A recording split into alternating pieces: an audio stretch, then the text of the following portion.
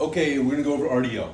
All right, so we talked about RDL a little bit and how RDL is really the same as this anterior to posterior pelvic tilt. The only difference is we're gonna lock our ribs down to our hips. So I'm gonna brace, everything pushes out, and now when I rotate my hips forward, I hinge at the hips. The only thing, you'll notice that if I do that and I hinge forward, all my weight goes forward to my toes. What needs to happen is think of where your top two abs of your sternum would be.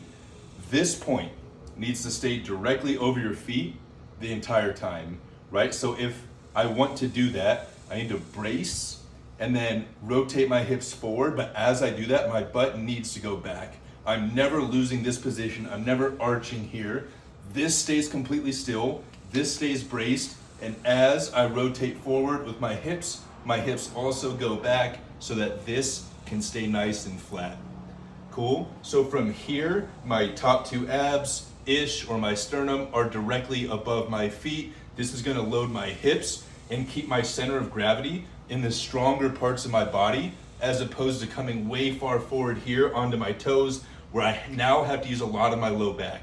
Now my weight is so far forward that I have to use my low back to torque, right, and maintain an upright position, where I could just sit back into it and I could stay here all day, right? Anytime I want to pick something up, boom, I can just kind of hinge in any position as opposed to bending here in any position.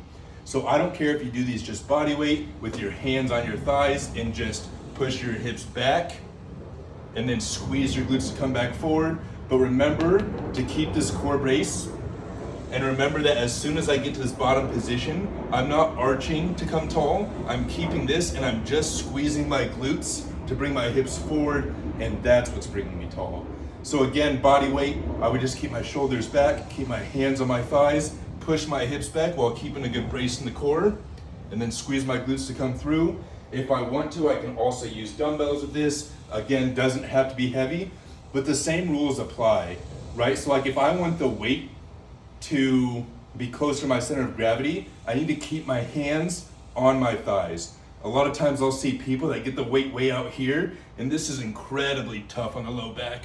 We want to keep it as close to the body as possible, so my knuckles are literally just going to drag down my thighs as I push my hips back here. I'm still in contact, I'm right below the knee, and then from here, I squeeze my glutes to come up. How you'll know if you're at proper depth for an RDL is if that's as far forward or as far back as you can get your hips without bending at your lower back. So this is pretty good. This is about my end range. Now you'll notice if I wanted to get any lower, now I have to bend at the low back. So my hips aren't moving anymore, right? But I'm kind of tricking my brain because my face is going lower to the ground. My torso is going lower to the ground. So I think I'm getting lower, but I'm not getting any deeper of a stretch anywhere I want it. In fact, I'm only getting a deeper stretch everywhere I don't want it. So you're only going to go as low or as far back as you can support here. Once this is as far as my hamstrings stretch, I'm just going to squeeze my glutes again and come up. So one more time, good rep to here for me.